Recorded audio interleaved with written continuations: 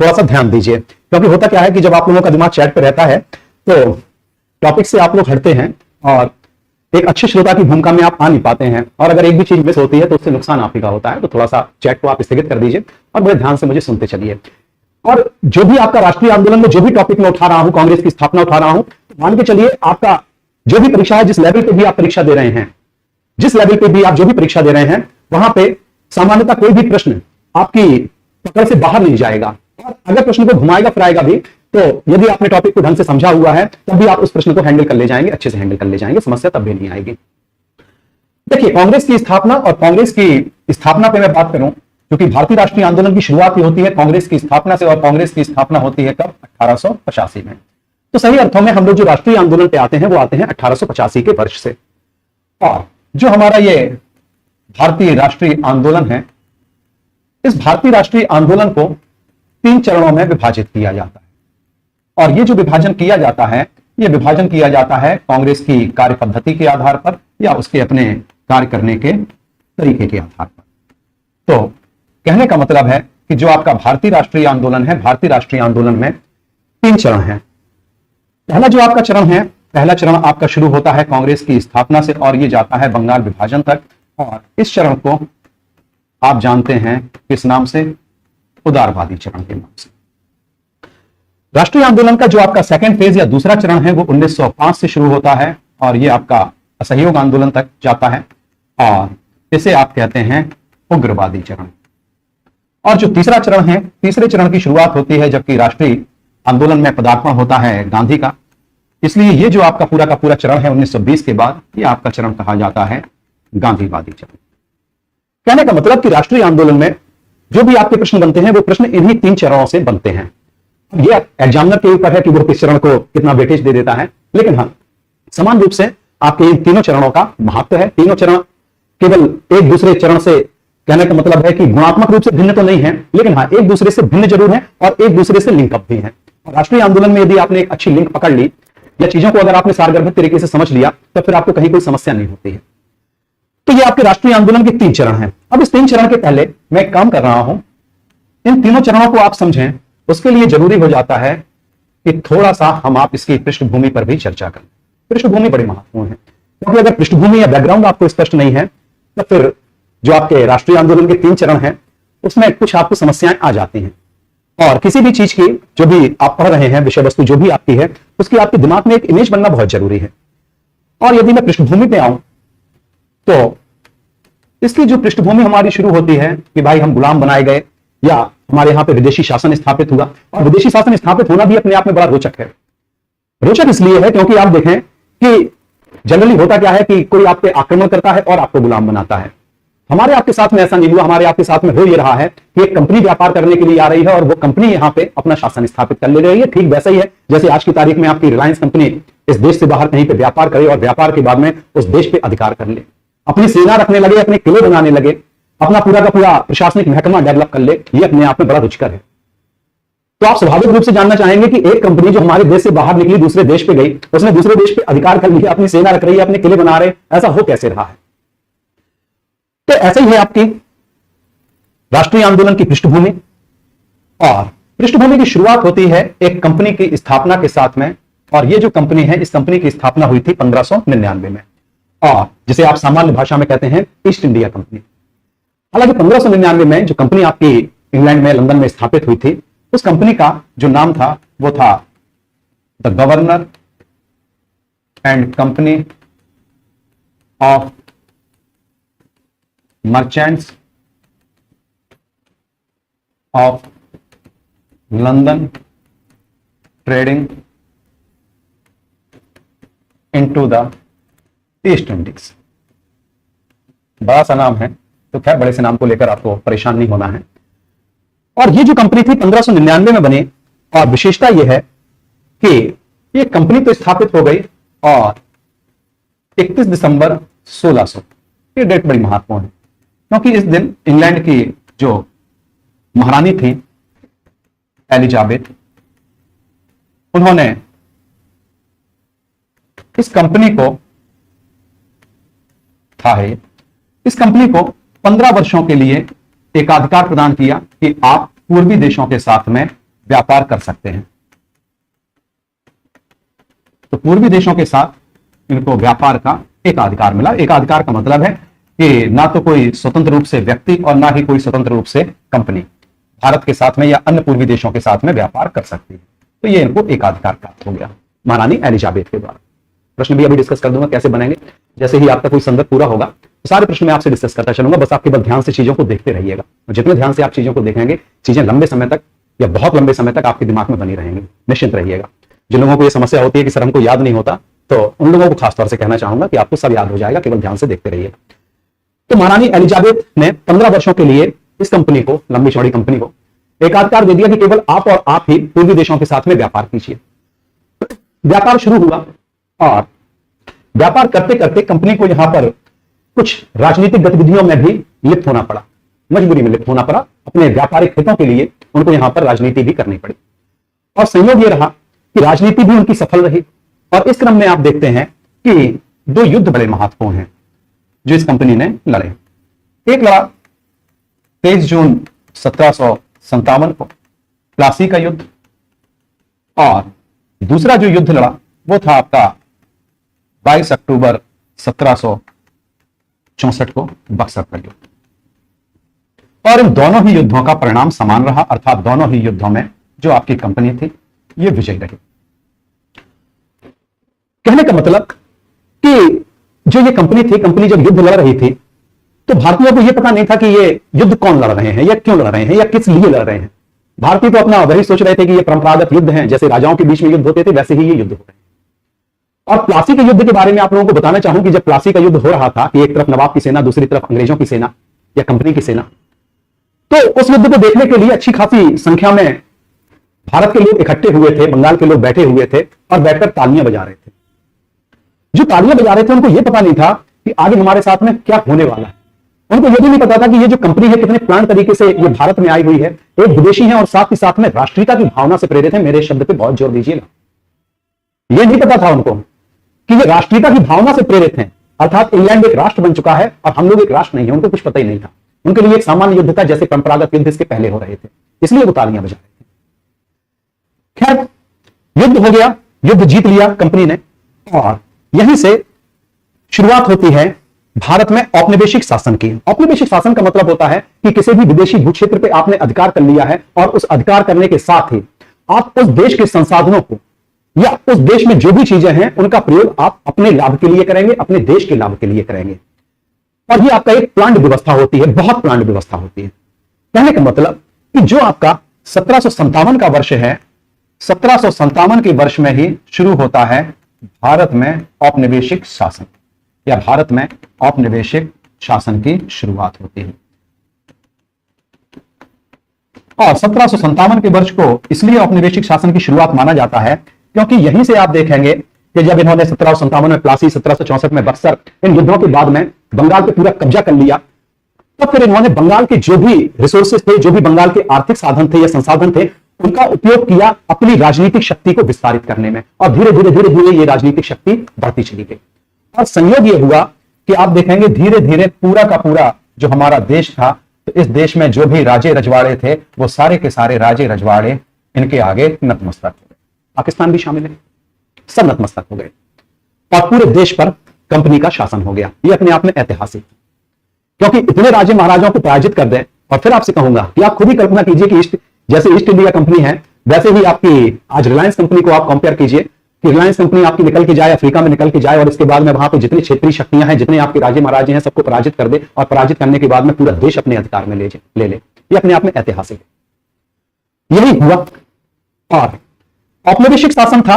औपनिवेशिक शासन जो आधारित होता है, ये आधारित होता है काहे पर? शोषण की भावना पर, कि जितना ज्यादा से ज्यादा हो सके आप यहां पर शोषण कीजिए, क्योंकि जितना आप शोषण करेंगे उतना ही आप अपने देश का पोषण करेंगे। कहने का मतलब कि जितना यहां पे आप संसाधनों को लूटेंगे और अपने देश में पहुंचाएंगे उतना ही आपका देश रिच होगा। औपनिवेशिक शासन का जो उद्देश्य होता है, या औपनिवेशिक शासन के मूल में जो भावना निहित होती है, वो वही भावना निहित होती है कि हमें अन्य देश के संसाधनों को लूटना है और अपने राष्ट्रीय हित में उन संसाधनों का उपयोग करना है। और यही अंग्रेजों ने किया। और जब ये लगातार शोषण कर रहे थे तो इस शोषण के विरुद्ध भी प्रतिक्रियाएं हुई। होना स्वाभाविक है और ये जो प्रक्रियाएं आप देखते हैं, इन प्रक्रियाओं को आप देखते हैं भारत में होने वाले विभिन्न विद्रोहों के रूप में, जिसमें आपके किसानों के विद्रोह होते हैं, जनजातियों के विद्रोह होते हैं। लेकिन इसमें जो सबसे तगड़ा आपका विद्रोह होता है वो होता है कब? 1857 में। और अपने आप में यह भी इंटरेस्टिंग है कि 1757 में आपके औपनिवेशिक शासन की स्थापना हो रही है और उसकी स्थापना के 100 साल बाद यहां पे एक बड़ा विद्रोह हो रहा है। और उस विद्रोह में उद्देश्य एक है कि आप हमारा यह देश छोड़कर जाइए। वो एक अलग चर्चा का विषय हो सकता है कि भाई अगर विद्रोह सफल हो जाता तो क्या होता, उस पर एक अलग डिबेट है, तो उस पर तो नहीं जाना चाहूंगा मैं अभी। लेकिन हां, 100 साल कंपनी की स्थापना के हो रहे हैं, या कंपनी भारत में अपना जो राजनीतिक पैर जमाने शुरू कर रहे हैं, या उनका अपना जो राजनीतिक क्षेत्र में अधिकार हस्तक्षेप शुरू हो रहा है। इस हस्तक्षेप के 100 साल बाद 1857 में एक महाविद्रोह हो रहा है और इस विद्रोह का भी दमन कर दिया जा रहा है। और यह कहा जाता है कि इस विद्रोह में राष्ट्रीयता की भावना भ्रूणावस्था में थी। भावना तो थी लेकिन भ्रूण अवस्था में थी। अब आप कहेंगे कि सर ये भ्रूण अवस्था क्या होती है? भ्रूण अवस्था ऐसी होती है कि आज हमारे आपके लिए या हमारे आगे जो भी पीढ़ी आएगी उसके लिए तो बहुत ही सरल है कि भाई हमारा देश क्या है, राष्ट्र क्या है, राष्ट्रीयता की भावना क्या है, या देश के प्रति समर्पण, त्याग, लगाओ। कि हर व्यक्ति चाहता है कि हमारा देश सुखी हो, समृद्ध हो, महाशक्ति के रूप में स्थापित हो। हर आदमी चाहता है, हम आप भी यही चाहते हैं, आगे आने वाली पीढ़ी भी यही चाहेगी। और हम आप इसलिए ऐसा चाहते हैं क्योंकि हमने बचपन से ये चीजें हमारे अंदर जाने अनजाने में इनपुट हो गई हैं, और इनपुट हुई हैं शिक्षा के माध्यम से। आज जैसे ही एक छोटा सा बच्चा भी 4 साल 5 साल का बच्चा भी इस मैप को देखेगा तो ये कहेगा भारत है। और ऐसा इसलिए कहेगा क्योंकि वो बचपन से टीवी में देख रहा है, न्यूज़पेपर में देख रहा है, मैगजीन में देख रहा है। अर्थात प्रिंट मीडिया, इलेक्ट्रॉनिक मीडिया आपके राष्ट्र और राष्ट्रीयता की भावना को जगाने में सहायक है। उस समय की कल्पना कीजिए, 1857 की कल्पना कीजिए, जहां पे ना तो आपके इलेक्ट्रॉनिक मीडिया का तो प्रश्न ही नहीं उठता कि रेडियो, टीवी ये तो थे ही नहीं। प्रिंट मीडिया भी अपेक्षाकृत बहुत सीमित है। और सबसे बड़ी चीज शिक्षा, कि बच्चा स्कूल जाता है तो स्कूल जाने में राष्ट्रगान गाता है। इस समय तो राष्ट्रगान भी नहीं था, कुछ भी नहीं था। और जो हमारा देश था वो देश छोटी छोटी आपकी भौगोलिक इकाइयों में बटा हुआ था, और इन सभी लोगों के अंदर स्थानीयता की भावना थी, राष्ट्रीयता की भावना नहीं थी। जैसे आपसे पूछा जाए कि आप कहां के रहने वाले हैं, यह प्रश्न अगर आपसे इंडिया में पूछा जाएगा तो आप बता देंगे उत्तर प्रदेश या बिहार या मध्य प्रदेश। और बिहार में यदि आपसे यह प्रश्न पूछा जाएगा तो आप आरा बता देंगे, कुछ आप अलग जिला बता देंगे। और जिले में अगर आपसे पूछा जाएगा तो आप अपने गांव का नाम बता देंगे। लेकिन यदि आप विदेश जाएंगे और विदेश में आपसे पूछा जाएगा कि आप कहां के रहने वाले हैं, तो आप पहला नाम क्या लेंगे? भारत, इंडिया। यह आपकी पहचान है। जिस समय पे अंग्रेज भारत में रूल करने आए या उन्होंने अपना शासन स्थापित किया, उस समय लोगों के अंदर भारत का कोई कॉन्सेप्ट था ही नहीं। सभी के अंदर जिस क्षेत्र में वो रह रहे थे, बस उसी क्षेत्र की जो क्षेत्रीयता की भावना थी, वही एक कॉन्सेप्ट उनके अंदर था। और फिर धीरे धीरे आप देखते हैं यातायात और संचार के साधन आते हैं, शिक्षा आती है। और इस क्रम में दो चीजें बड़ी महत्वपूर्ण हैं। एक शिक्षा, और इस क्रम में आप देखते हैं कि अंग्रेज जो शिक्षा व्यवस्था लेके आते हैं उसमें 1835 में ये अंग्रेजी भाषा को भारत में शिक्षा का माध्यम बनाते हैं। और जैसे ही अंग्रेजी भाषा भारत में शिक्षा का माध्यम बनती है, वैसे ही आप देखते हैं कि लोगों को एक संपर्क भाषा मिल जाती है। फॉर एग्जाम्पल, आप बिहार में बैठे हुए हैं और तमिलनाडु के व्यक्ति से आपको बात करनी है, तो बात करने के लिए आपके पास में एक संपर्क भाषा है, इसके पहले नहीं। और इस संपर्क भाषा ने क्या किया? लोगों को एकजुट करना शुरू कर दिया। शिक्षा व्यवस्था आई, आप पश्चिम की या अंग्रेजों की जो प्रणाली थी या उनकी अपनी जो व्यवस्थाएं थी, स्वतंत्रता, समानता, न्याय, बंधुत्व जैसे जो मूल्य थे, उन मूल्यों के विषय में आप परिचित हुए। और साथ ही साथ में आपने यह भी जाना कि अच्छा, ये एक राष्ट्र है तो हम कौन है। तो यहां से धीरे धीरे आपकी राष्ट्रीयता की भावना विकसित होना शुरू। और इस क्रम में जो सबसे महत्वपूर्ण दूसरा योगदान दिया, या दूसरा सबसे महत्वपूर्ण योगदान था, वो था भारत में यातायात और संचार के साधन। और यातायात और संचार के साधनों में आप देखते हैं जो सबसे महत्वपूर्ण योगदान है वो है रेलवे का, जिसकी शुरुआत हुई 1853 में। रेलवे की शुरुआत, इसने क्या किया?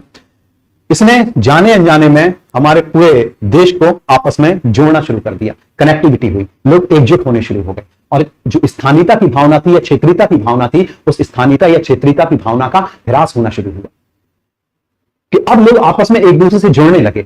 अभी तक उनके पास में जोड़ने के लिए कोई माध्यम नहीं था, ना तो रेल थी और ना ही कम्युनिकेट करने के लिए कोई माध्यम था, लेकिन अब उनके बीच में माध्यम आ गया। और इसी क्रम में आप देखते हैं कि सामाजिक धर्म सुधार आंदोलन चला, जिसमें दयानंद सरस्वती जैसे लोग ये कहने लगे कि भारत भारतीयों के लिए। भारत उन लोगों के लिए है जो इस देश के मूल निवासी हैं, इस देश के बाशिंदे हैं, उन्हीं लोगों के लिए यह देश है, विदेशियों के लिए यह देश नहीं। और जब यह राष्ट्रीयता की भावना आपकी बढ़ी, तब फिर यह आवश्यकता महसूस हुई कि भाई हमारे पास में एक कोई ऐसी संस्था होनी चाहिए जो पूरे राष्ट्र को रिप्रेजेंट करती हो। शुरुआत आप देखते हैं, शुरुआत में लोग जो स्थानीय जो नेता थे वो कुछ संगठनों की स्थापना करते हैं, और ये आपके क्षेत्रीय राजनीतिक संगठन थे।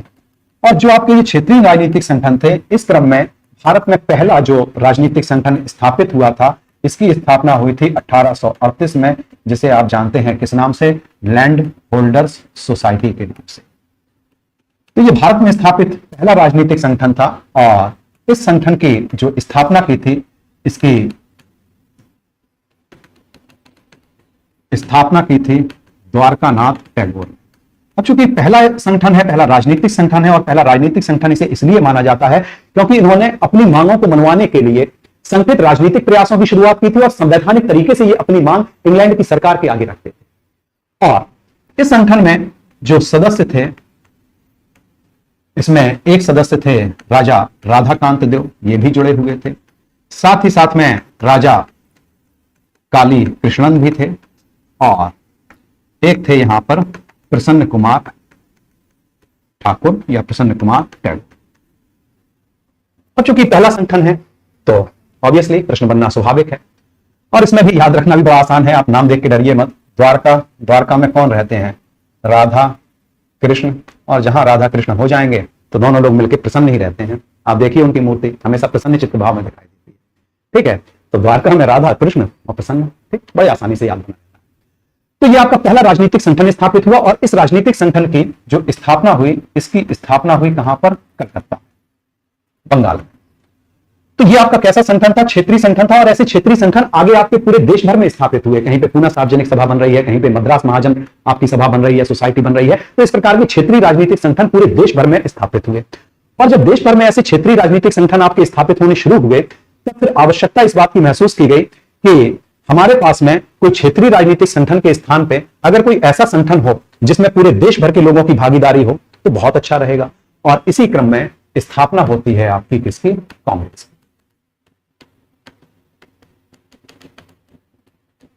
तो कांग्रेस की स्थापना पे जब भी आप आते हैं तो कांग्रेस की स्थापना के पहले की एक छोटी सी पृष्ठभूमि है, लेकिन बहुत महत्वपूर्ण पृष्ठभूमि।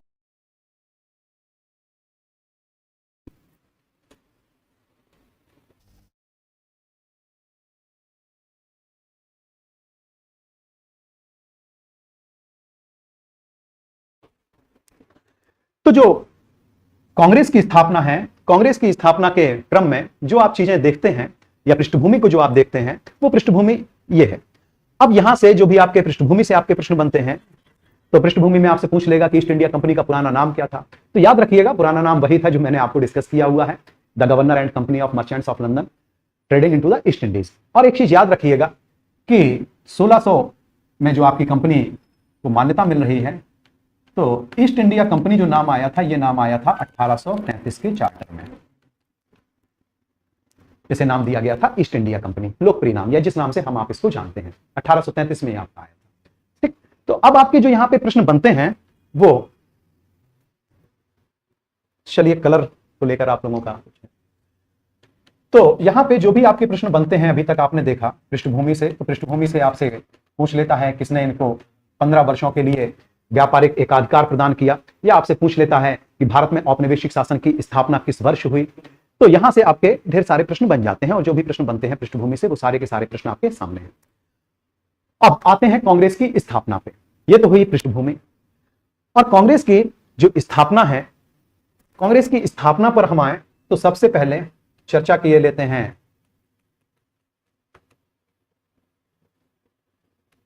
कांग्रेस शब्द। देखिए कांग्रेस जो शब्द है, इस शब्द का जो शाब्दिक अर्थ है वो है संस्था। अब संस्था तो आपकी चंद्रा इंस्टीट्यूट भी है। संस्था आपका ऐसा स्थान होता है जहां पर आप अपनी समस्याओं का समाधान करते हैं। तो अभी आपका कोई शैक्षिक संस्थान तो था नहीं, ये जो संस्थान था, ये संस्थान आपका एक ऐसा संस्थान था जिसमें राजनीतिक और साथ ही साथ में जो उस समय की सरकार है उसकी नीतियों की चर्चा होनी थी। कहने का मतलब कि ऐसी संस्था जहां पर सरकारी नीतियों पर चर्चा परिचर्चा हो या सरकारी नीतियों पर विचार विमर्श किया जाए। कहने का मतलब कांग्रेस शब्द का जो शाब्दिक अर्थ है वो है सरकारी नीतियों या कार्यक्रमों पर विचार विमर्श करने वाली संस्था।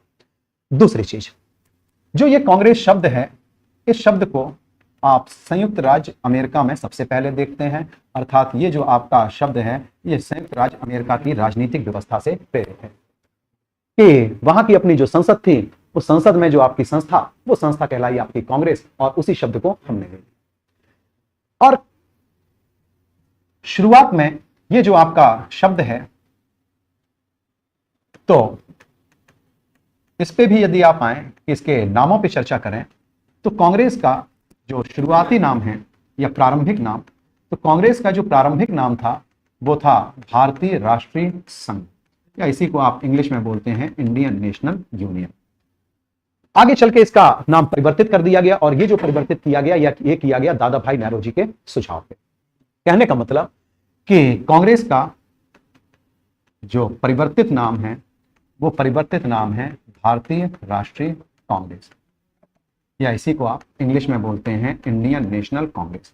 तो संघ के स्थान पर क्या हो गया? संघ के स्थान पर हो गया कांग्रेस। और ये जो नाम में परिवर्तन हुआ, ये नाम में परिवर्तन किसके सुझाव पर हुआ?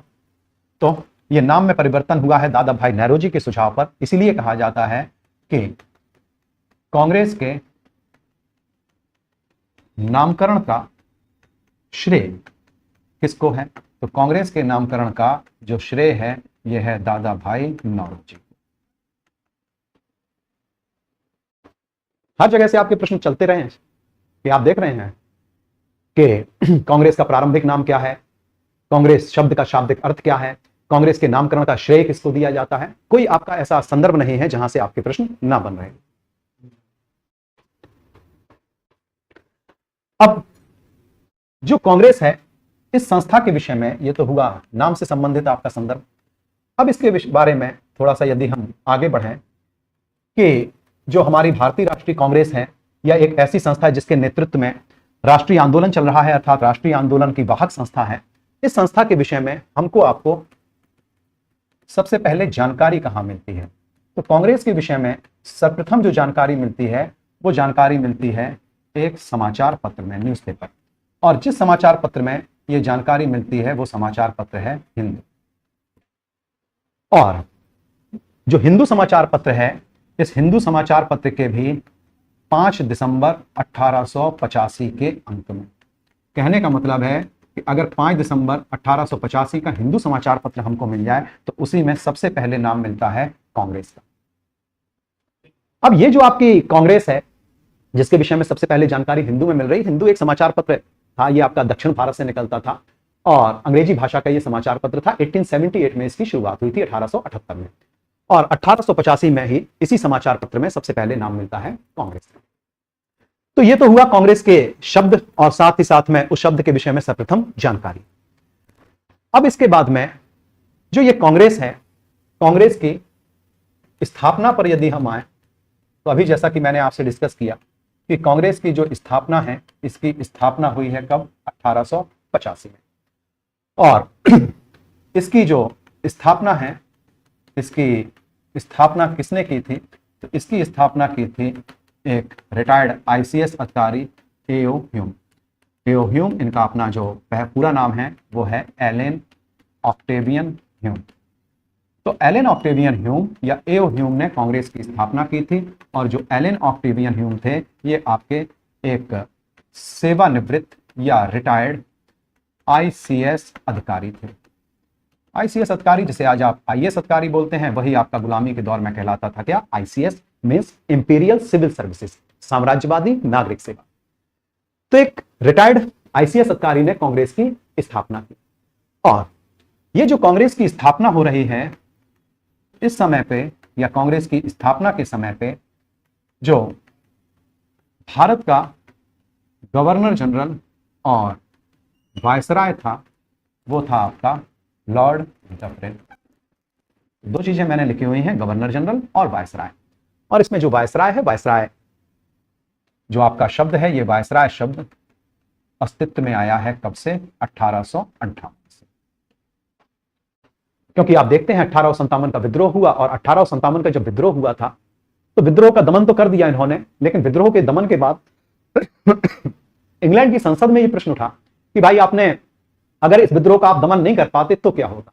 तो यह होता कि इतना बड़ा जो आपका भूक्षेत्र है या इतना महत्वपूर्ण क्षेत्र है, और अंग्रेजों के लिए तो बिल्कुल सोने का अंडा देने जैसी मुर्गी थी भारत, तो उन्होंने कहा इतना महत्वपूर्ण क्षेत्र हम खो देते, या सोने का अंडा देने वाली मुर्गी को हम खो देते। इसीलिए उन्होंने किया क्या कि जो इंग्लैंड की संसद थी, इंग्लैंड की संसद में जो कंपनी थी ईस्ट इंडिया कंपनी, जिसके विषय मैंने आपसे बताया था, इसलिए मैंने आप लोगों से शुरू में ही कहा था कि बहुत ध्यान से सुनते चलिएगा, क्योंकि जितना आप ध्यान से सुनेंगे राष्ट्रीय आंदोलन में फैक्ट्स उतने ही आसानी से आपके दिमाग में बैठते रहेंगे, और सावधानी हटी तो मान के चलिएगा कि बड़ी दुर्घटना घटी।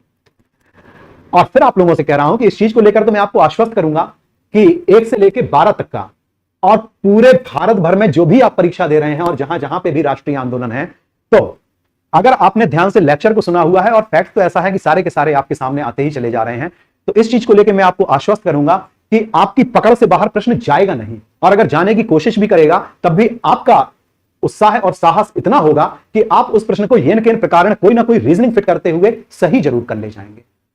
इसलिए कहा जाता है कि एक अच्छा अभ्यर्थी बहुत अच्छा श्रोता होता है, और जो जितना अच्छा श्रोता होता है वो उतना ही अच्छा अभ्यर्थी होता है। ठीक है, ऐसा नहीं है कि केवल एक अच्छा श्रोता ही अच्छा वक्ता होता है, एक अभ्यर्थी बहुत अच्छा श्रोता होता है। जितने ध्यान से सुनेगा उतना ही वो परिष्कृत होगा, और उतने ही लंबे समय तक चीजें या फैक्ट्स आपके दिमाग में बैठे रहेंगे। और इस चीज को लेकर तो आप बिल्कुल दिमाग से हटा दीजिए कि मुझे ये याद नहीं होता, मुझे वो याद नहीं होता। आपको भी उतना याद होगा जितना आपको सामने वाले को लगता है कि ये टॉप मेमोरी वाला आदमी है। ठीक है, तो जो गवर्नर जनरल तो ठीक है, जो ये वायसराय है, वायसराय जो आपका शब्द आया था, ये शब्द आया था 1858 के अधिनियम में, और इसलिए आया था क्योंकि अब जो आपकी कंपनी थी जिसने पूरे भारत भर को जीत लिया था, उससे कहा गया कि आपके यहां पे विद्रोह हुआ। और विद्रोह क्यों होता है? विद्रोह इसलिए होता है क्योंकि आपकी जो नीतियां हैं, आपकी नीतियों में कुछ कमी होगी, या आपकी जो नीतियां होंगी वो दमनकारी होंगी, नहीं तो कोई विद्रोह क्यों करेगा। तो उन्होंने कहा कि आपकी नीतियां इतनी गंदी थी, जिन नीतियों के चलते यहां पर विद्रोह हुआ है, इसलिए आप इस चीज को डिजर्व नहीं करते हैं कि आपको इस देश का शासन सौंपा जाए। इसलिए 1858 में जो आपका भारत का शासन था, यह भारत का शासन ईस्ट इंडिया कंपनी के हाथों से ले लिया गया, और यह सौंप दिया गया ब्रिटिश क्राउन को, इनके हाथ में चला गया। और अब जो भारत का गवर्नर जनरल था, वो भारत में ब्रिटिश क्राउन का रिप्रेजेंटेटिव हो गया या प्रतिनिधि हो गया, इसीलिए गवर्नर जनरल को कहा जाने लगा वायसराय। और इस क्रम में भारत का जो पहला वायसराय बना, वो बना था 1857 के विद्रोह के समय। जो भारत का गवर्नर जनरल था वो था लॉर्ड कैनिंग। कई बार प्रश्न पूछा गया भारत का पहला वायसराय कौन था, यह आपसे यहां से प्रश्न पूछा जाता है कि गवर्नर जनरल को वायसराय कब कहा जाने लगा। तो यह अंतर है आपके गवर्नर जनरल और वायसराय।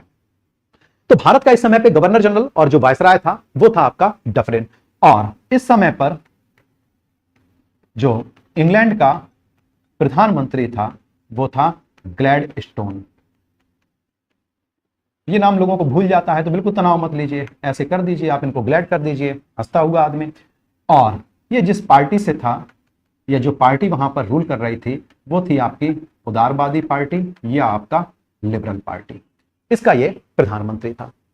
और आप देखते हैं कि इंग्लैंड में या पूरी दुनिया में आप देखते हैं कि केवल और केवल 3 ही विचारधाराएं हैं।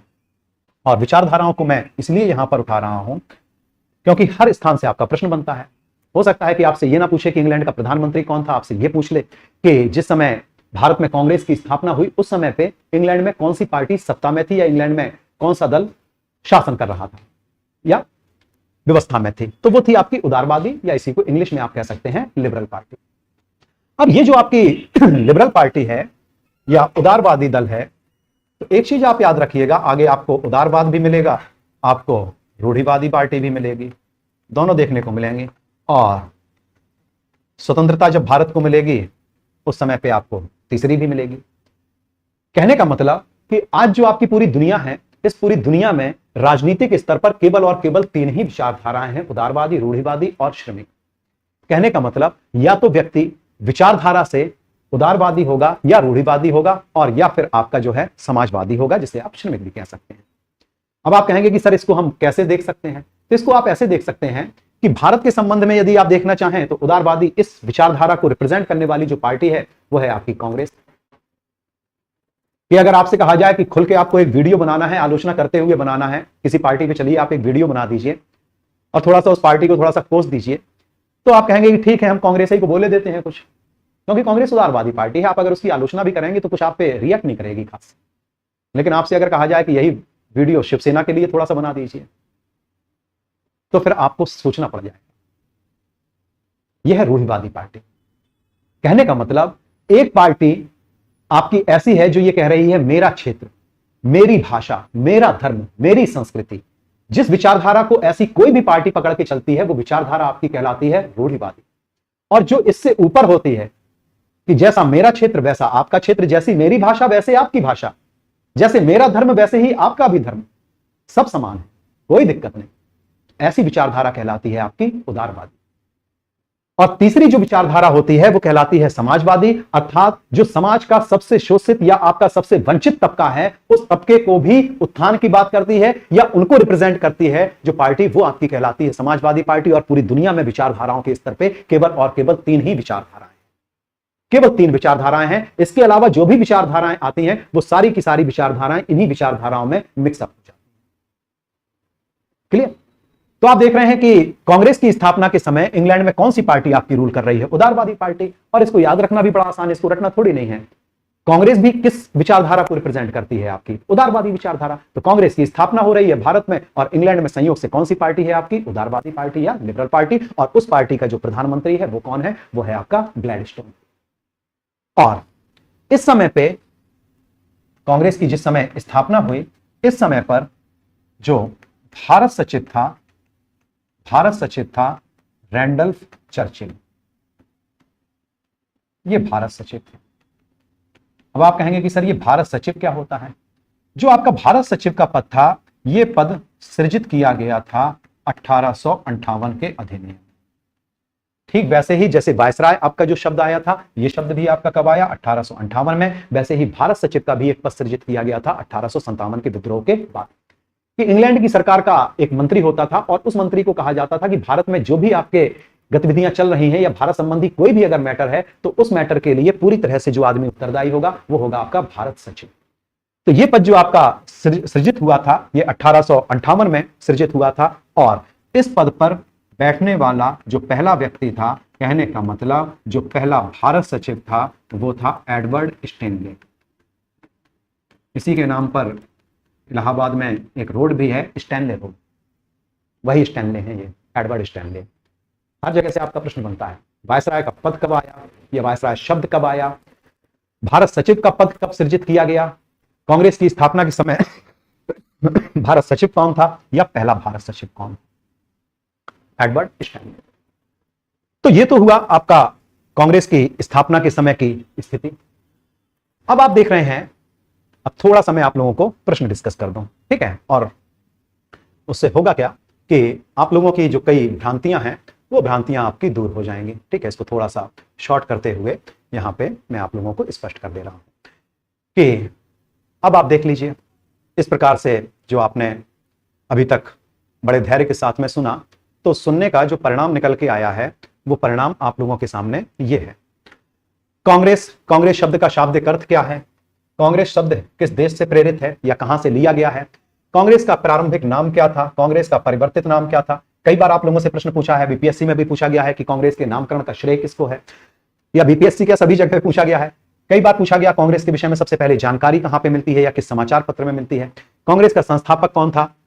भारत का वायसराय कौन था कांग्रेस की स्थापना के समय, या इंग्लैंड का प्रधानमंत्री कौन था, या कौन सी पार्टी रूल कर रही थी? भारत सचिव कौन था? पहला भारत सचिव कौन था? पहला वायसराय कौन बना था? वायसराय का पद कब आया? भारत सचिव का पद कब आया? कोई भी आपका ऐसा प्रश्न नहीं है जो यहां पे आपका शामिल ना हुआ, कोई भी प्रश्न ऐसा नहीं है।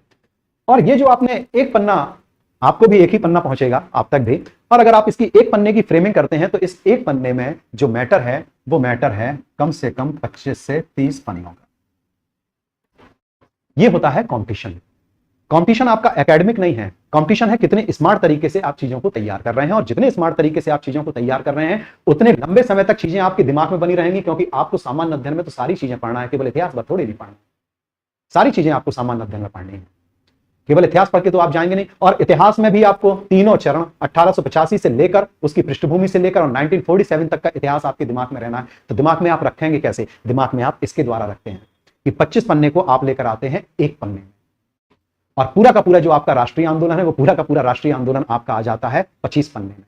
कि जो आप 500 पन्ने में 800 पन्ने में आप पढ़ते हैं वो आप 25 पन्ने में पढ़ते हैं, और जब आप उस पर बार बार आप प्रैक्टिस करते हैं तो कोई प्रश्न आपका बाहर जाएगा कैसे, और अगर जाने का प्रयास करेगा तो आप इतने साहस से उससे भिड़ेंगे कि आप उस प्रश्न को भी अपनी ग्रिप में ले लेंगे। कॉम्पिटिशन का ये आपका नियम होता है। ठीक, यहां पे मैंने कोई इमला नहीं लिखी है, जो भी मैंने लिखा हुआ है सारी चीजें केवल और केवल फ्रेमिंग की हुई हैं और बहुत सारगर्भित तरीके से, बहुत सरल तरीके से आप लोगों तक अपनी बात पहुंचाने का प्रयास किया है। कोई चीज मैंने आपको ऐसी नहीं लिखी जो आपकी समझ से बाहर। और पृष्ठभूमि मैंने केवल और केवल इसलिए डिस्कस की क्योंकि पृष्ठभूमि अगर डिस्कस नहीं है तो आपको समझ में ही नहीं आएगा कि क्या कंपनी थी और कैसे कंपनी भारत को जीत रही है, इसलिए ये जरूरी। तो ये तो हुआ आपका एक संदर्भ। एक संदर्भ का मतलब हुआ कि कांग्रेस का जो नामकरण हो रहा है, कांग्रेस की जो स्थापना है, या कांग्रेस की स्थापना के समय क्या स्थिति है भारत की और क्या स्थिति है इंग्लैंड की, या वहां का क्या पॉलिटिकल टेम्परामेंट है, उसके विषय में आपने जाना। अब आप लोगों को थोड़ा सा और आगे लेके चलते हैं, और वो जो आगे लेके चल रहा हूं वहां से सही अर्थों में अब आप प्रवेश करते हैं राष्ट्रीय आंदोलन में। कहने का मतलब कि आपने अभी देखा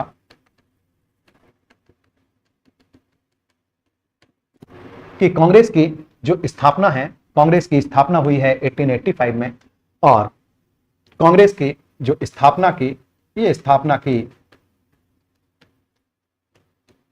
किसने? एओ ह्यूम ने। अब मैं शॉर्ट में लिखे दे रहा हूं क्योंकि ऑलरेडी मैं एओ ह्यूम को लिख चुका हूं। तो एओ ह्यूम स्थापना कर रहे हैं, और यहीं पे आके आपके प्रश्न भी बनना शुरू हो जाते हैं कि एक रिटायर्ड आईसीएस अधिकारी को क्या जरूरत पड़ी है कि भारत में आप एक पार्टी स्थापित करें, या भारत में आप एक संगठन स्थापित करें, और ऐसा संगठन स्थापित करें जो आगे चल के आप ही के देश के लोगों को इस देश से बाहर निकाल दे। क्योंकि पूरा का पूरा जो राष्ट्रीय आंदोलन चला, वो राष्ट्रीय आंदोलन तो चला भारतीय राष्ट्रीय कांग्रेस के नेतृत्व में, और यहीं से आके विवाद भी शुरू होते हैं, और जो विवाद होते हैं वो आपकी परीक्षा के लिए या किसी भी संदर्भ में बहुत महत्वपूर्ण होते हैं। कहने का मतलब कि जो एओ ह्यूम है, इन्होंने कांग्रेस की स्थापना की, और यहीं पर आकर एक प्रश्न उठता है कि जो एओ ह्यूम है, एओ ह्यूम ने कांग्रेस की स्थापना क्यों की? एओ ह्यूम को क्या जरूरत पड़ी थी कि आप भारत में एक अखिल भारतीय पार्टी बनाएं और वही पार्टी आगे चलकर अंग्रेजों को चैलेंज कर दे, और किया भी उन्होंने, और बढ़िया से किया और सफल भी रहे। तो कांग्रेस की स्थापना एओ ह्यूम ने क्यों की, इसके विषय में हमको आपको जो जानकारी मिलती है वो जानकारी मिलती है ह्यूम के मित्र, साथ ही साथ में उसके साथ में जो नौकरी भी कर रहा था अर्थात सहकर्मी भी थे, और आगे चलकर इन्होंने ह्यूम की जीवनी भी लिखी अर्थात ह्यूम के जीवनीकार भी हैं, और उनका नाम है विलियम वैडरबर्न। Most important. आप लोगों से प्रश्न भी पूछता है कि कौन ह्यूम का जीवनीकार था, और हमारे आपके काम का है विलियम वैडरबर्न का जो परिचय है वो है ह्यूम के जीवनीकार के संबंध कि ये ह्यूम के साथ में भारत में नौकरी भी कर रहे थे, साथ ही साथ में मित्रता भी इनकी थी, और आगे चलकर इन्होंने ह्यूम की जीवनी भी लिखी।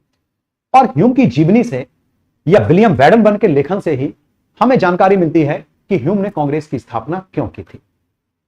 और ये जो विलियम वैडरबर्न है, इन्होंने ह्यूम की जीवनी लिखी, और ह्यूम की जीवनी 1913 में प्रकाशित हुई। कहने का मतलब कांग्रेस की स्थापना तो हो गई थी आपकी 1885 में, लेकिन कांग्रेस की स्थापना क्यों हुई या एओ ह्यूम ने कांग्रेस की स्थापना क्यों की, इसके विषय में सबसे पहले हमारे आपके नेताओं को या हमारे अपने पूर्वजों को जो जानकारी मिल रही है वो जानकारी कब मिल रही है? 1913 में, लगभग आप कह सकते हैं कि 25-30 साल बाद, और इसी को लेकर विवाद भी होने शुरू हुए। तो खैर विवादों पर बाद में आएंगे। सबसे पहले तो यही जानते हैं कि विलियम वैडरबर्न ह्यूम की जीवनी में कह क्या रहा है। तो पहले आप इसको थोड़ा सा सुन लीजिए, समझ लीजिए, और फिर ऐसे ही फ्रेमिंग कर दूंगा कि आपका कोई भी प्रश्न आपके ना तो दिमाग से बाहर जाएगा, और परीक्षा में बाहर जाने का तो खैर प्रश्न ही नहीं उठता। इस चीज को लेकर तो मैं बार बार आपको आश्वस्त कर रहा हूं। जो विलियम वैडरबर्न है, विलियम वैडरबर्न ह्यूम की जीवनी में एक गवर्नर जनरल की चर्चा करता है, और जिस गवर्नर जनरल की चर्चा करता है वो गवर्नर जनरल भी बड़ा धुआंधार है, उसका नाम है लिटन। तो लिटन के विषय में विलियम वैडरबर्न जीवनी में लिखता है, ह्यूम की जीवनी में लिखता है कि लिटन के शासनकाल में जो भारत था, भारत की स्थिति अत्यंत विस्फोटक थी।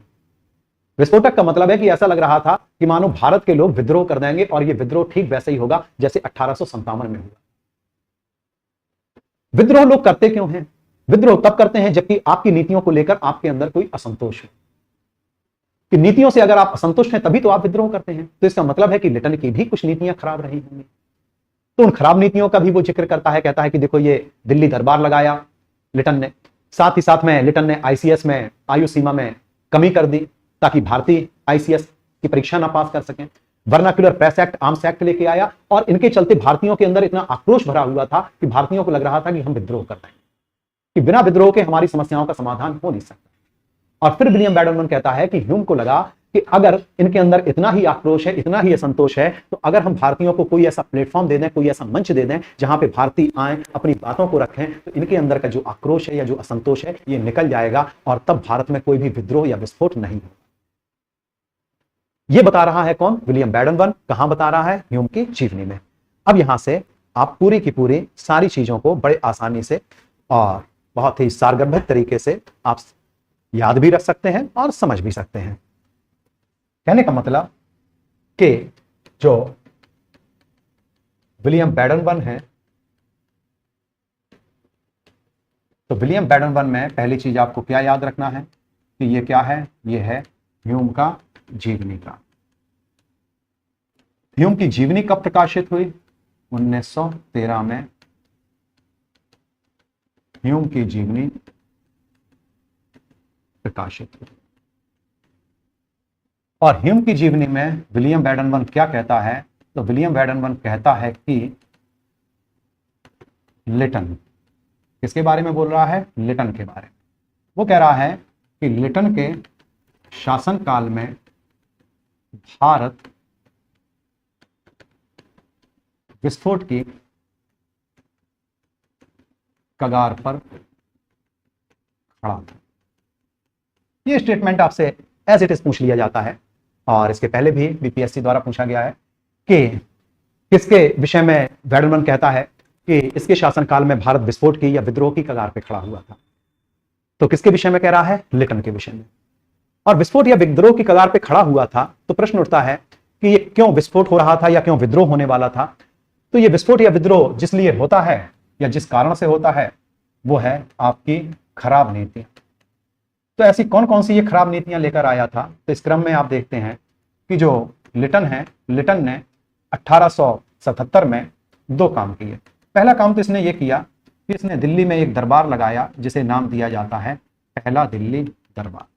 और ये जो दिल्ली दरबार इन्होंने लगाया था, ये लगाया था महारानी विक्टोरिया के सम्मान में और इसमें इन्होंने महारानी विक्टोरिया को कैसरे हिंद या हिंदुस्तान की शान, इसकी उपाधि से नवाजा था। अब दरबार लगाना कोई खराब बात नहीं है, अच्छी बात है। राजे महाराज जी दरबार लगाते थे। और एक चीज याद रखिएगा कि जो महारानी विक्टोरिया है जिनके सम्मान में दिल्ली में ये आयोजन हो रहा था, वो कभी भारत नहीं आई थी। दरबार इनके सम्मान में जरूर लगा दिया गया था, वहां पे इनका अपना राज तिलक चल रहा था और उस राज तिलक का सेलिब्रेशन भारत में कर रहे थे लिटन। लेकिन ये सेलिब्रेशन गलत समय पे कर रहे थे। ये सेलिब्रेशन उस समय पे चल रहा था जबकि भारत में अकाल और महामारी का दौर फैला हुआ था, कि जिस देश में लोग भूख से मर रहे हो उस देश में जश्न हो रहा हो या उस देश में सरकार जश्न मना रही हो और जश्न में महंगे महंगे व्यंजन परोसे जा रहे हैं, महंगी महंगी शराबें परोसी जा रही हैं। यही पैसा आप जश्न के स्थान पर राहत कामों में लगाते तो हो सकता है कि कुछ जानें बच जाती या जनता को कुछ राहत मिल जाती। कहने का मतलब कि जो दिल्ली दरबार इन्होंने लगाया, दिल्ली दरबार में केवल और केवल धन का अपव्यय किया। और कोई भी देखे, आप उस समय पे होते और आप देखते कि हमारा परिवार भूख से बिलख रहा है और ये अंग्रेज जो है पार्टी या दावत उड़ा रहे हैं, तो आपके अंदर भी आक्रोश उत्पन्न होता, असंतोष उत्पन्न होता। यही हुआ लिटन के दिल्ली दरबार लगाने से। और यह भारतीय राष्ट्रीय आंदोलन में लगाया जाने वाला पहला दिल्ली दरबार। टोटल जो दिल्ली दरबार लगे हैं वो 3 दिल्ली दरबार लगे हैं, आगे राष्ट्रीय आंदोलन के संदर्भ में आएंगे। दूसरा दिल्ली दरबार 1903 में लगेगा लॉर्ड कर्जन के समय पे, और तीसरा दिल्ली दरबार आपका बड़ा महत्वपूर्ण है जो लॉर्ड हार्डिंग के समय पे लगाया गया 1911 में जॉर्ज पंचम के समय। तो ये पहला दिल्ली दरबार लगाया। इस दिल्ली दरबार ने भारतीयों के अंदर आक्रोश उत्पन्न किया, असंतोष उत्पन्न किया और 77 में ही इन्होंने जो आईसीएस की परीक्षा थी, इस परीक्षा में आयु सीमा घटा दी।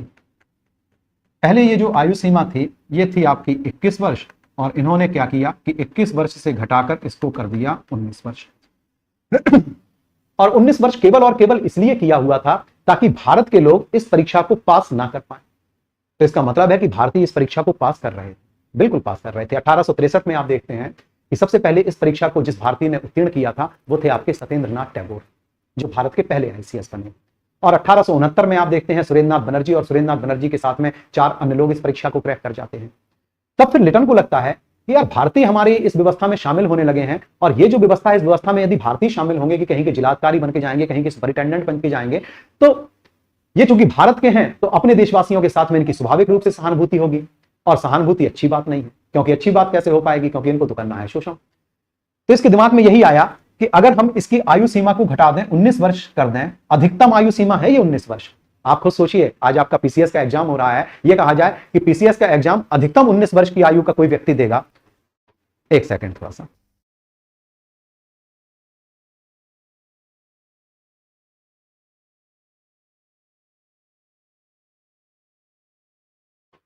तो अगर कोई भी देखे कि आज का पीसीएस के एग्जाम में कोई भी आपसे कहे कि भाई 19 वर्ष की आयु तक ही आप अधिकतम परीक्षा दे सकते हैं, तो जाहिर सी बात है आधे से ज्यादा आपके अभ्यर्थी अभी बाहर हो जाएंगे। इसने 19 वर्ष कर दी, 19 वर्ष कर दी, तो भारतीयों को समझ में आ गया कि इन्होंने किया क्यों है, किया इसलिए ताकि हम ही लोगों को इस देश की शासन व्यवस्था में भाग लेने से रोका जा सके। अब आप लोग स्वयं से एक मूल्यांकन कीजिए, अपने आप में इस चीज को अप्लाई कीजिए, लागू करिए कि आपसे कहा जाए कि आप इस देश में या अपने ही क्षेत्र में आप नौकरी नहीं करेंगे, तो आपको कैसा लगेगा? ऐसा ही लगा भारतीयों को कि देश हमारा है और इस देश का शासन चलाने में या इस देश की प्रशासनिक व्यवस्था में भाग लेने से आप हम ही को रोक रहे हैं। तो इसको लेकर आक्रोश उत्पन्न हुआ। दूसरा काम इसने किया 1878 में, 1878 में, 1878 में ये दो कानून लेकर आया, और इस क्रम में पहला ये लेकर आया वर्नाक्यूलर प्रेस एक्ट। और जो आपका वर्नाक्यूलर प्रेस एक्ट है, इसे कहा जाता है देशी भाषा समाचार पत्र अधिनियम। कि जितनी भी इस देश की भाषाएं थी, विदेशी भाषा नहीं, अंग्रेजी नहीं, फ्रेंच नहीं, चीनी नहीं, इस देश में जितनी भाषाएं थी, हिंदी है, उर्दू है, फारसी है, मराठी है, बंगाली, जितनी भाषाएं थी, उस भाषा की जो भी समाचार पत्र होते थे, उन समाचार पत्रों से यह कहा गया या उनके संपादकों से यह कहा गया कि आप अपने समाचार पत्र में जो भी जानकारी प्रकाशित करना चाहते हैं, उस जानकारी को पहले आपको मजिस्ट्रेट के सामने रखना होगा, और मजिस्ट्रेट यदि उस पर अपनी अनुमति देता है तभी आप उस जानकारी को प्रकाशित कर सकते हैं, अन्यथा प्रकाशित भी नहीं कर सकते। तो इसका मतलब भी आप समझ गए होंगे कि हमारे जो अभिव्यक्ति की स्वतंत्रता थी, उस स्वतंत्रता को ये प्रतिबंधित करना चाह रहा था, और स्वतंत्रता को प्रतिबंधित इसलिए करना चाह रहा था क्योंकि उस समय के जो समाचार पत्र थे, ये अंग्रेजों के द्वारा किए गए शोषण, उनके अत्याचार और उनके अतिरेकों को प्रकाशित करते थे। तो इसको लग रहा था कि यार ऐसे अगर ये सारी की सारी चीजें प्रकाशित होती रहेंगी तो जाहिर सी बात है हम अंग्रेजों की छवि भी खराब हो जाएगी और भारतीय एकजुट होना शुरू हो जाएंगे। तो भारतीय समाचार पत्रों का गला घोंटने के लिए या उनको प्रतिबंधित करने के उद्देश्य से ये लेकर आया वर्नाक्यूलर प्रेस एक्ट, और इसके विरुद्ध भी भारतीयों की एक तीखी प्रतिक्रिया हुई, जो होना स्वाभाविक थी। और दूसरा ये लेकर आया 1878 में ही आर्म्स एक्ट, या इसी को आप कह सकते हैं क्या, शस्त्र अधिनियम। और इसमें इन्होंने किया क्या कि आत्मरक्षार्थ या अपनी रक्षा के लिए भी हम आप अस्त्र शस्त्र रख नहीं सकते। तो आप सुरक्षा दे नहीं रहे हैं, अपनी रक्षा के लिए हम अस्त्र शस्त्र नहीं रख सकते, तो जाहिर सी बात है कोई भी नाराज होगा। और इन्हीं सब के चलते बैडनबर्न कहता है कि ऐसा लग रहा था कि भारतीय विद्रोह कर देंगे, और यह विद्रोह ठीक वैसा ही होगा जैसा 1857 में हुआ था। और तब ह्यूम को लगा कि इस विद्रोह को रोकने का सबसे अच्छा तरीका है कि आप एक प्लेटफॉर्म सृजित कीजिए, एक ऐसा प्लेटफॉर्म लेकर आइए जहां पे भारतीय इकट्ठे होकर अपनी बात रखें, ताकि जो उनके अंदर का आक्रोश है, असंतोष है, वो निकल जाए। और इसी उद्देश्य से ह्यूम ने कांग्रेस की स्थापना की। कहने का मतलब कि इनकी नीतियों के चलते भारतीयों के अंदर क्या भरा हुआ था, असंतोष भरा हुआ था, और ह्यूम को लगा कि इस असंतोष को निस्तारित करने का या निकालने का सर्वोत्तम साधन या सबसे अच्छा जो साधन है वो है भारतीयों को एक मंच प्रदान करना। कि अगर हम एक मंच दे दें कि उस मंच पे भारतीय आए, अपनी बात रखें या अपनी समस्याओं को रखें, तो जाहिर सी बात है आपको अगर अपनी समस्या ही रखने का मौका मिल जाएगा तो आपके अंदर का काफी आक्रोश शांत हो जाएगा। और उन समस्याओं को अकॉर्डिंग यदि सरकार कोई नीति बना देगी या कोई कार्यक्रम लेके आ जाएगी तो आपका संतोष पूरी तरह से शांत हो जाएगा। तो ह्यूम को भी यह लग रहा था कि इस विद्रोह को रोकने का सबसे बढ़िया तरीका है कि भारतीयों को एक प्लेटफॉर्म दे दीजिए जहां पे भारतीय आए, अपनी समस्याओं को रख सकें, और यहीं पे हम उनकी समस्याओं का समाधान भी प्रस्तुत कर सकें। तो उसका परिणाम क्या निकलेगा? परिणाम ये निकलेगा कि ये जो असंतोष है, ये असंतोष शांत हो जाएगा और भारत में कोई भी विद्रोह नहीं होगा। इसीलिए ह्यूम ने कांग्रेस की स्थापना की। अब पीछे आ जाइए, देख लीजिए आप कि आपने जो बड़े धैर्य से सुना है अभी तक, उसका रिजल्ट क्या निकला है। तो रिजल्ट ये निकला है कि यहां से जो भी आपके प्रश्न बनते हैं वो सारे के सारे प्रश्न आपके सामने आ चुके हैं। कि आपसे प्रश्न पूछता है कि ह्यूम का जीवनीकार कौन था, आपसे प्रश्न पूछता है कि ह्यूम की जीवनी कब प्रकाशित हुई, आपसे प्रश्न पूछता है कि किसने कहा था कि लिटन के शासनकाल में भारत विस्फोट या विद्रोह की कगार पे खड़ा हुआ था। फिर आपसे पूछता है कि पहला दिल्ली दरबार कब लगाया गया, पहला दिल्ली दरबार किसने लगाया, ठीक, पहला दिल्ली दरबार किसके सम्मान में लगाया गया, किसने आईसीएस परीक्षा में आयु सीमा में कटौती कर दी, या कौन आईसीएस में आयु सीमा 21 वर्ष से घटाकर 19 वर्ष कर दी, कब कर दी, ठीक, वर्नाक्युलर प्रेस एक्ट लेकर कौन आया, आर्म्स एक्ट लेकर कौन आया। और इसमें भी आप देख रहे हैं कि 2 वर्ष में 4 घटनाएं हैं, एक 77 में है और एक 78 में है। इसको भी आपको रटना नहीं है, इसको भी बड़े आसानी से आपको दिमाग में बिठा लेना है। 78 में जो 2 घटनाएं हैं या लिटन के शासनकाल की 2 घटनाएं हैं, वो दोनों के दोनों आपके एक्ट हैं या अधिनियम हैं। अर्थात एक्ट या अधिनियम की वर्नाक्युलर प्रेस एक्ट और आर्म्स एक्ट, ये दोनों के दोनों आपके कब के हैं, 1878 के हैं। साथ ही साथ में 77 की जो 2 घटनाएं हैं, तो एक तो है आपका दिल्ली दरबार और दूसरा है आपका आईसीएस की आयु सीमा में कमी, और ये आईसीएस मींस आज का आईएएस। तो इसको भी आप बड़े आसानी से दिमाग में रख सकते हैं कि आज की तारीख में आपका आईएएस या यूपीएससी का जो आपका आयोग है, वो आयोग कहां पे है, दिल्ली में है। कहने का मतलब आईएएस को आप जोड़ दीजिए दिल्ली से, या आईसीएस को आप जोड़ दीजिए दिल्ली से। तो दिल्ली दरबार और आईसीएस ये दोनों आपके 77 के हैं, जबकि दोनों अधिनियम आपके 78 के हैं। और इन चारों को या इन चारों कार्यक्रमों को प्रस्तुत करने का श्रेय किसको है, लिटन को। तो इतने आपके यहां से प्रश्न बन जाते हैं। तो ये आपका कंप्लीट होता है पहला टॉपिक, पहला सवाल कि कांग्रेस की स्थापना की पृष्ठभूमि क्या है। पहली चीज जो मैंने पृष्ठभूमि बताई, ईस्ट इंडिया कंपनी की स्थापना से लेके। दूसरी चीज, कांग्रेस शब्द आपका कैसे आ रहा है। और तीसरी चीज, कांग्रेस की स्थापना कैसे हो रही है, कांग्रेस की स्थापना की पृष्ठभूमि क्या है, या कांग्रेस की स्थापना में कौन कौन से आपके मत हैं, या कौन हमको कांग्रेस की स्थापना के विषय में बता रहा है। तो यह आपका कंप्लीट पहला टॉपिक है। इसके बाद में जो आपका दूसरा टॉपिक है, वो दूसरा टॉपिक आपका संबंधित है कांग्रेस के शुरुआती अधिवेशनों से, कि कांग्रेस के जो आपके शुरुआती अधिवेशन हुए। शुरुआती अधिवेशन इसलिए महत्वपूर्ण है क्योंकि इन शुरुआती अधिवेशनों के माध्यम से आप कांग्रेस के पहले चरण के विषय में जानते हैं, जिसे आप कहते हैं उदारवादी चरण। और उसके माध्यम से कांग्रेस की शुरुआती नीतियों का या उसके काम करने के तरीके, उसकी कार्यशैली या कार्य पद्धति के विषय में आपको जानकारी मिलती है। और साथ ही साथ में प्रश्न तो आपको मिलते ही मिलते हैं। तो खैर, प्रश्नों को लेकर आपको बहुत जोर नहीं देना है, प्रश्नों को लेकर मुझे जोर देना है। आपको केवल और केवल ध्यान से सुनते रहना है। वो मेरा दायित्व है कि प्रश्न कैसे बनाएंगे, कैसे याद रखना है, कहां पे आपकी कौन कौन सी ट्रिक्स हैं, कैसे आप याद रखते हैं, वो सारा का सारा दायित्व मेरा है। उसको लेकर आपको किसी भी प्रकार से कोई परेशानी नहीं होना। तो चलिए, इसके आगे का जो भी हमारा वीडियो है, नेक्स्ट वीडियो, और साथ ही साथ में मैंने शुरुआत में एक कॉन्टैक्ट नंबर भी व्हाट्सएप पे लिखा हुआ है कि जो भी हमारे निःशुल्क वीडियोस हैं, निःशुल्क वीडियोस के लिए आप इस कॉन्टैक्ट नंबर पर हमको संपर्क कर सकते हैं। और हो सकता है कि शुरुआत में कुछ लोग नहीं रहे हों, तो चलिए एक बार मैं फिर से वही कॉन्टैक्ट नंबर लिखे दे रहा हूं। और कुछ ही देर में हमारा दूसरा वीडियो भी आप लोगों के सामने आ जाएगा, तो बिल्कुल निश्चिंत रहिएगा आप लोग। और ये जो कॉन्टैक्ट नंबर है, एक बार मैं